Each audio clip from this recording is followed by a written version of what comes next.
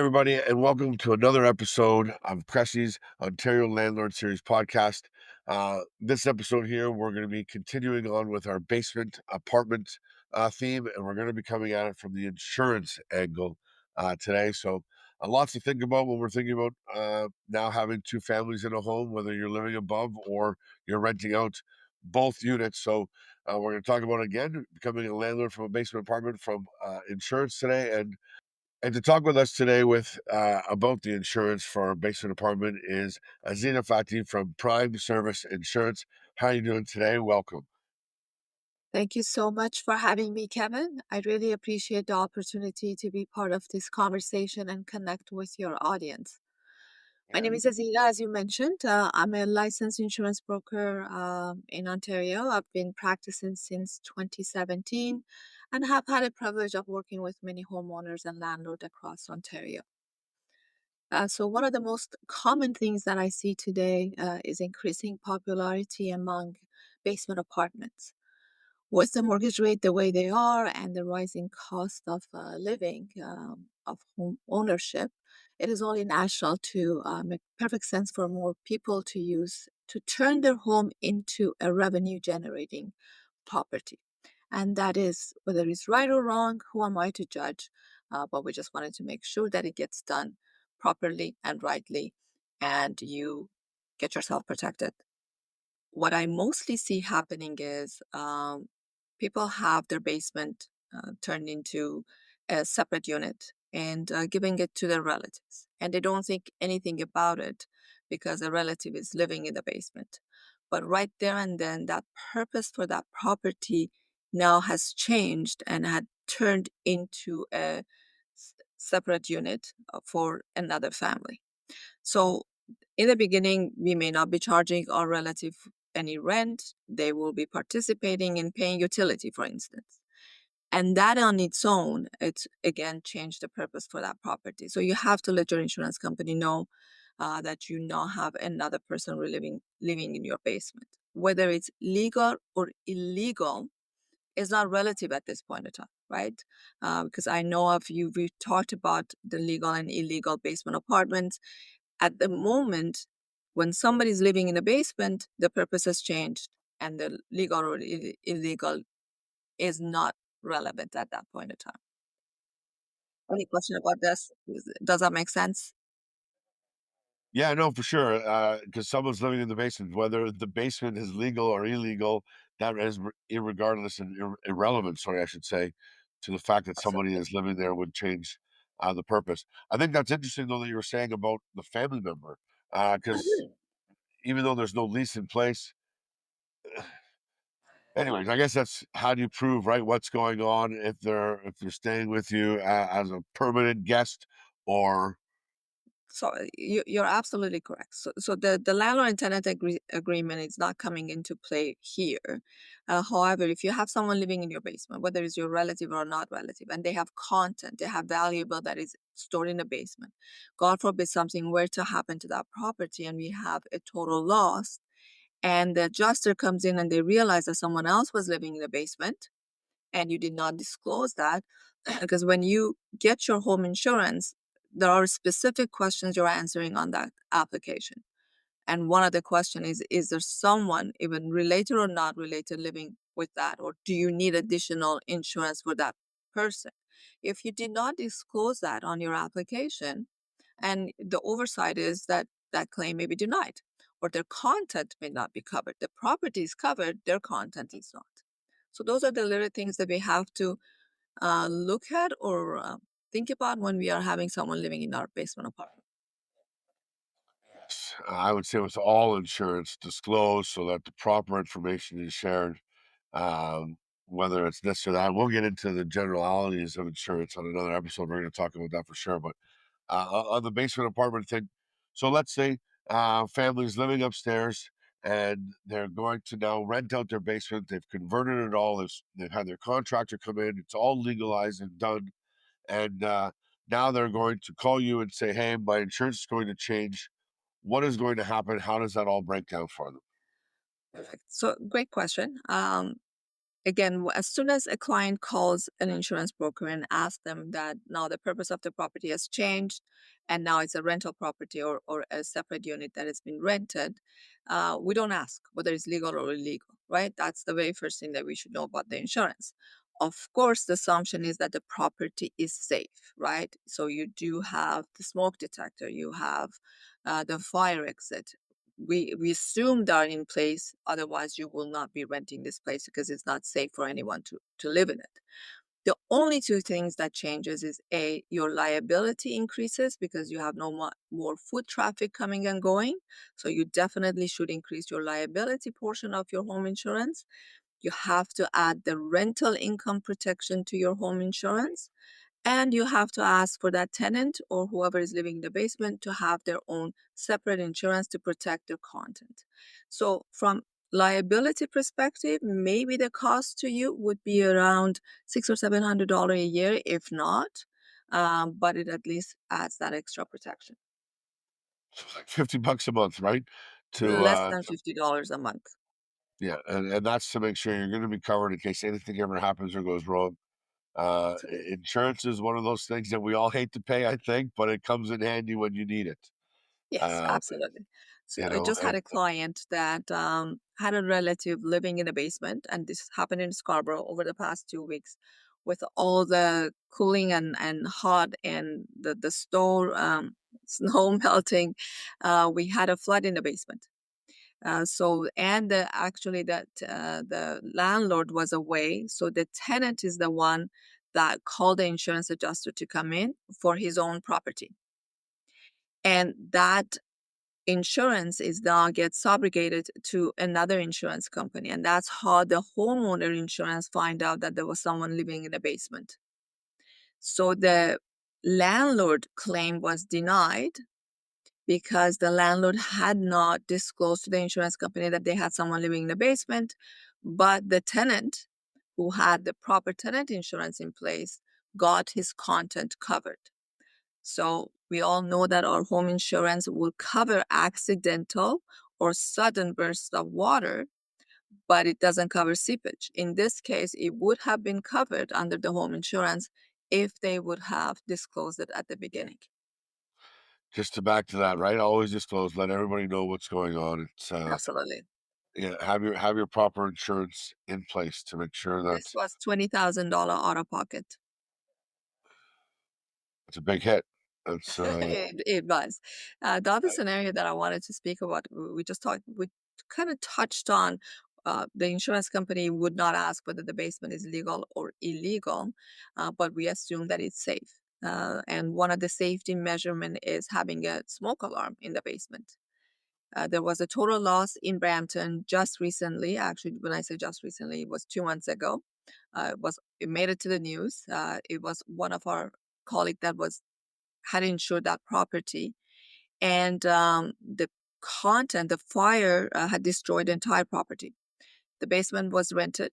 The fire marshal determined that the basement did not have their own smoke alarm, so the content for the tenant was not covered.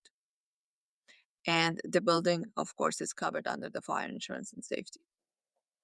so the content insurance obviously is there to protect the tenant, right? In that case.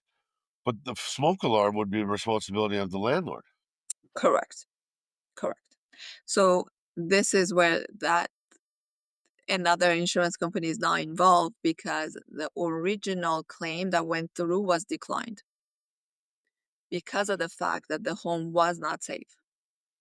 Of course, as a homeowner, you have the right to take the insurance to the court, and that the case is right now currently in the court where they said they're going to fix the upper level and they're not going to touch the basement. So that's where that's right now.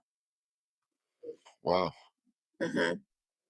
Because your episode is talking about homeowners and landlords and how to protect themselves, I just have a few checkpoints for the landlords to make sure that when they are placing a tenant or renting a unit, these are the checkpoints that they should have in place. So, number one is make sure, of course, you increase your liability insurance.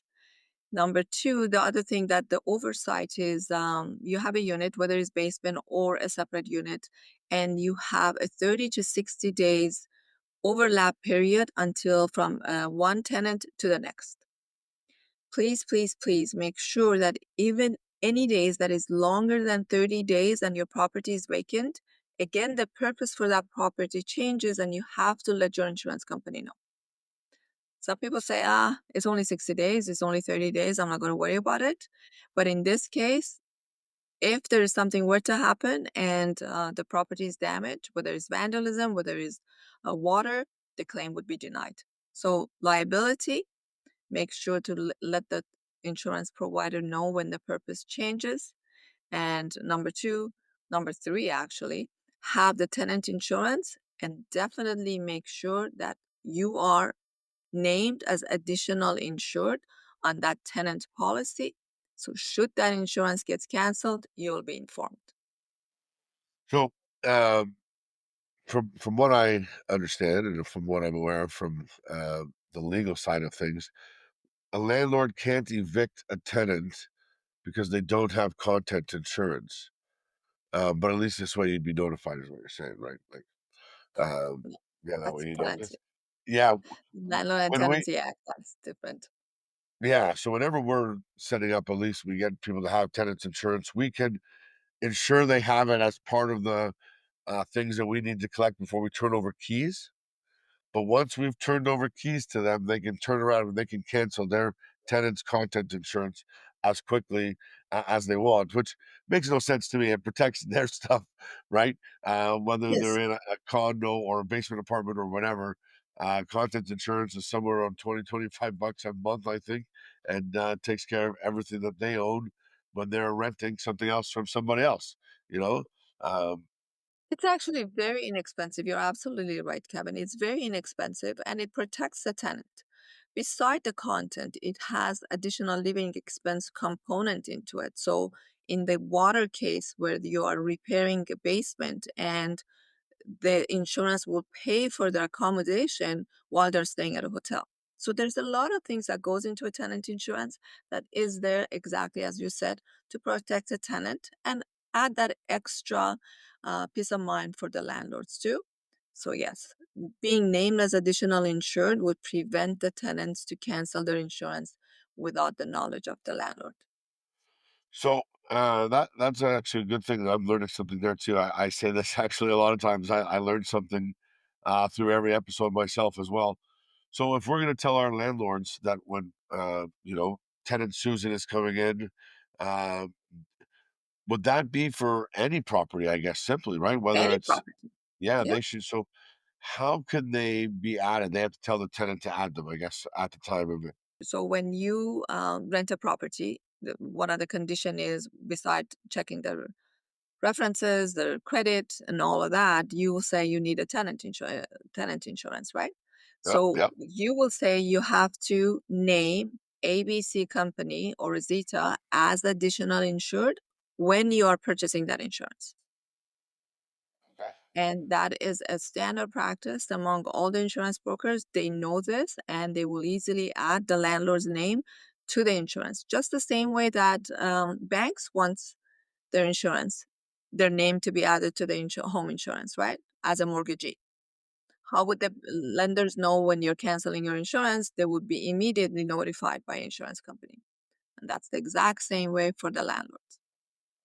That's great. I'm going to change that moving forward for sure. That's thank you. Pleasure. Um, yeah. So, is there a difference whether the family's living upstairs with their insurance, or if there is two families and they're living completely off-site, staying in the home? Are we talking about the same home? Are we talking about the basement or separate unit altogether? So, I'm a landlord, and now I have a Oh, duplex where okay. it's up and down basement, and the rest of the home is out that way. Versus me being the homeowner and living upstairs and renting out my basement. Is there a difference from the insurance at all? Uh, No. So if you are not living in the property, it will increase the risk for the insurance company. So if you have a duplex and you rented both upstairs and the lower level, now you have two units that is rented, and the chances are, or the risk of those tenants not caring and maintaining the property the same way you would have increased your insurance liability. So to answer your question, short version is yes, the premium would be different if you're not living at home because you're not maintaining that properly the same way that you would have been if you would have stayed at that property. Makes sense, right? Does that answer your question? So yeah, no, it's now a full income property instead of just a supplementary additional dwelling down below you, right? Where you're Yes. there and you have your eyes and ears on the property at all times to what's going on versus having somebody Yes. else. Um, Now, here's one for you. Having a property management company take care of your investment properties, does that? Uh, That does reduce your premium as well. That's another question that we ask as a broker. Are you managing it, or do you have a property manager company that is managing the property? The next question after that is, does the property management have a liability insurance? And the minute you say yes, and you then we know that with beside us or beside the insurance company, there is someone else that has skin in the game, and that's why it lowers your premium.